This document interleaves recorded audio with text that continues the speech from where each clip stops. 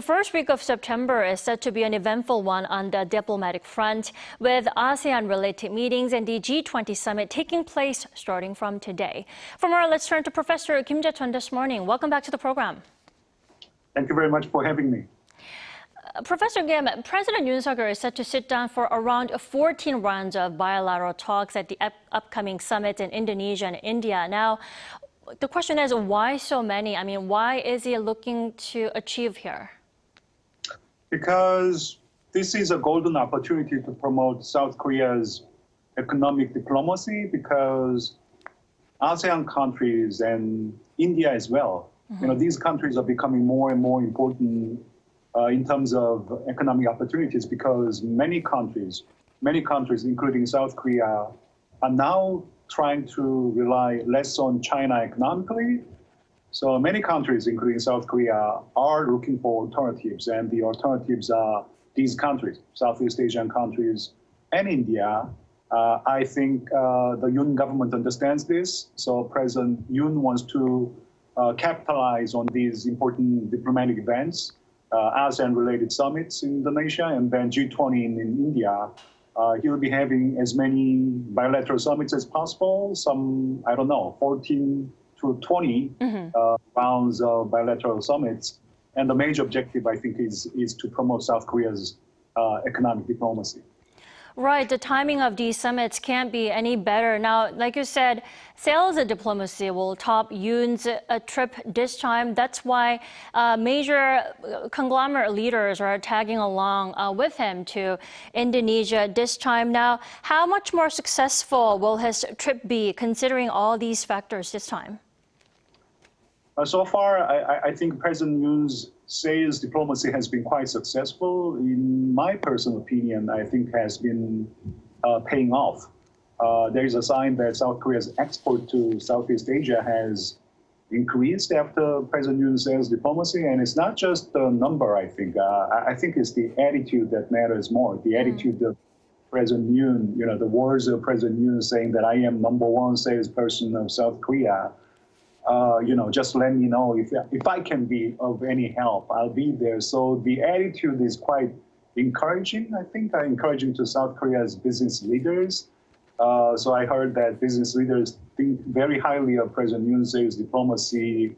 I'm pretty sure that the upcoming trips would be very important in terms of sales diplomacy, given the track record of President Yoon's diplomacy, sales diplomacy. So I think the upcoming trips would be quite successful as well.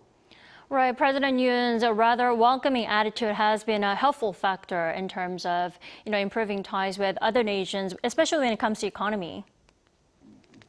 Exactly. Yeah. Right. So, as I said, yeah. Now, So Professor yes, Kim, if I may, will the ASEAN Plus Three Summit include a discussion on a possible summit between South Korea, Japan, and China? I mean, within the year, how likely is it that the three sides will actually sit down for a summit? It's really hard to tell at this stage, but one thing for sure is that South Korea is entertaining this idea very seriously. I mean, the idea to hold a Trilateral Summit. Trilateral Summit hasn't taken place in several years. But now the COVID lockdown is over, and it's South Korea's turn to host the Trilateral Summit this year. And I think South Korea is in good stead here, because the secretariat for that Trilateral is located in Seoul. Sure, there are many hurdles that three countries need to cross to hold that summit this year. Release of Fukushima wastewater is not helping either, but there is a sign that China is interested in Trilateral Summit, because there has been a couple of forums organized by the secretariat for the Trilateral, and China participated in those forums. So, I think prospect is not that bright, but still, because it's not going to be President Xi who needs to attend this venue. It's going to be rather Prime Minister Li Chang. So that, I think, is less a burden on the part of China. in case the Trilateral Summit takes place this year. Right. South Korea could be playing as a bridge to narrow that gap between Beijing and Tokyo that they currently have over the Fukushima wastewater release. Now, the possibility of the Trilateral Summit cannot be ruled out. But Professor Kim, you just mentioned the Chinese President Xi Jinping not attending the summit. What do you think the reason is?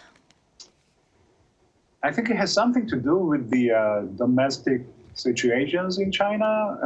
Economy is in bad shape, so President Xi needs to concentrate more on domestic economic situations rather than traveling abroad for diplomacy. And on top of that, he just came back from South Africa to attend the BRICS summit. So traveling to Indonesia and then to India can be a little bit too much, given President Xi's tight schedule.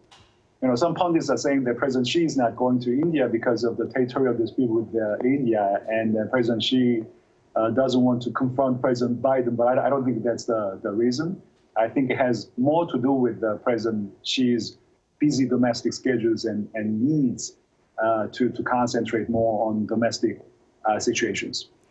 Right. President Xi appears to be quite occupied at the moment. Now, cooperation with China is almost inevitable between South Korea and China. Now, how can South Korea really sort out the things with China, especially in the midst of China's economic instability that you just mentioned?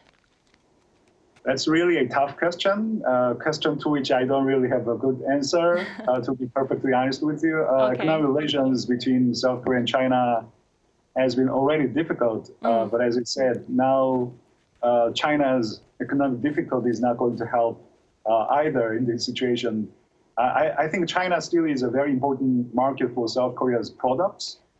China, simply put, is a geo-economic reality to South Korea. So geopolitically, I think South Korea's strategy has to be like strengthening the alliance partnership with the United States. However, in terms of geo-economic policies, I think South Korea needs to be a little bit more creative, and South Korea needs to come up with the ways in which South Korea can normalize economic relations with China. But as to how, I'm sorry, but I really don't have any good answers here. All right, we'll get back to you in the near future. Professor Kim Jae-chun, thank you so much always for your insight. We appreciate it. Thank you very much. Thank you.